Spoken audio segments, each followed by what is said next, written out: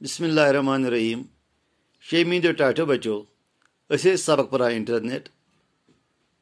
उम्मीद तुम वार पे फिक्र तोरमुत असल पे समझ आमुत। वन अम सबक किस आखरस पे कह सवाल दित करो कोशिश अमुक जवाब लिखनस पन्न लफ्ज मज इत पे जन सबक समझ आमुत।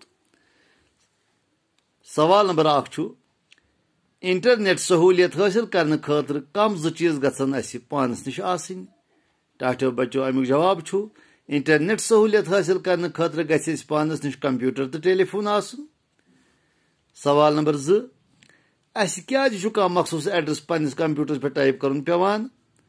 टाटो बच्चो अमुक जवाब इंटरनेट पे कह जानकारी हासिल करने बाबत कह मखसूस एड्रेस पन्निस कंप्यूटर पे टाइप कर पेवान।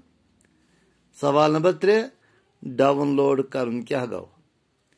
टाटो बच्चो बता यह पोरव उम्मीद तुम पूर पे याद लिखो जवाब यम तरीक डाउनलोड कर गो इंटरनेट के खजान मज कह जानकारी हासिल कर पन्निस कंप्यूटरस मज सामित थावन।